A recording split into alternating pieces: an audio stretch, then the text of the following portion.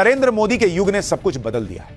आज भारत इस मजबूत स्थिति में है कि पीएम मोदी ने ब्रिटेन की बैंक में रखा भारत का 100 टन गोल्ड, 100 टन सोना वापस मंगवा लिया नरेंद्र मोदी ने। यह है नए भारत की ताकत बॉस, कि दिया था जब गरीब थे, दिया था जब कमजोर थे, अब भारत मजबूत है, लाओ वापस कर। विदेशी बैंक से अपना गोल्ड वापस लाना कोई मामूली बात नहीं है।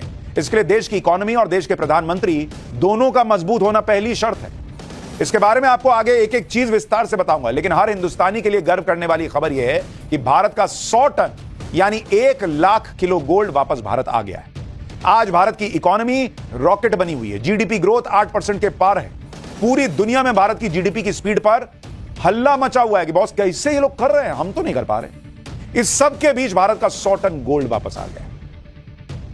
100 टन गोल्ड वापस आने से भारत के खजाने में कितना फायदा होगा यह आगे बताऊंगा, लेकिन उससे पहले समझिए कि 100 टन गोल्ड किस तरह भारत आया है। दरअसल भारत का 400 टन से ज्यादा गोल्ड विदेशों की बैंक्स में जमा है।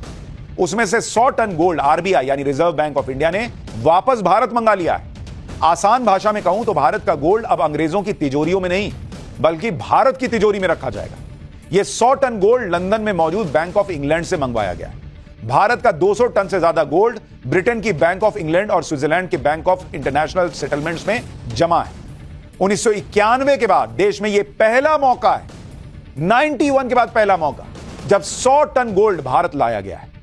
आप देखिए कि पिछले 33 सालों में कोई भी सरकार इतनी हिम्मत नहीं जुटा पाई कि विदेशों में जमा भारत का सोना गोल्ड वापस ला सके। नरेंद्र मोदी की सरकार ने करके दिखाया।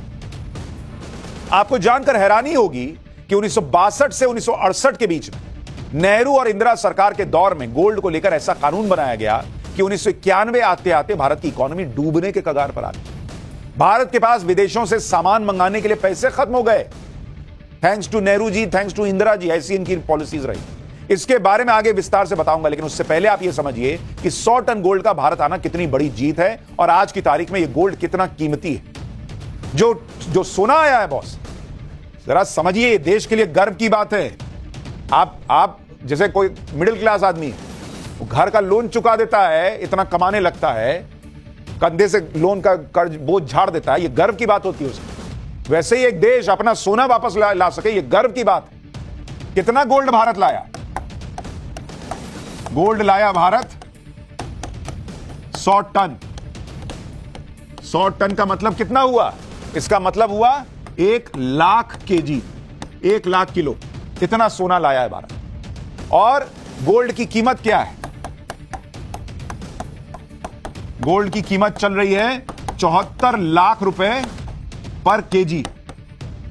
74 लाख रुपए पर केजी, यानी इसकी कुल कीमत, जितना गोल्ड आया है उसकी कुल कीमत कितनी है आपको पता है? 74,000 करोड़ रुपए। इतना सोना भारत अपना वापस ले आएगा। लाओ, दो मेरा पास सोना। ब्रिटेन से 100 टन सोना लाना कोई आसान काम नहीं था। इस निर्णय को लेने के लिए कई इंटरनेशनल प्रेशर से लेकर देश की अर्थव्यवस्था के उतार चढ़ाव को स्टडी किया गया। इसके अलावा सुरक्षा को लेकर कई ऐसे पहलू थे जिसमें रिस्क का फैक्टर बहुत ज्यादा था। जैसे ब्रिटेन से 100 टन गोल्ड भारत लाने के लिए दोनों देशों की सरकारों के बीच कई दौर की बातचीत हुई।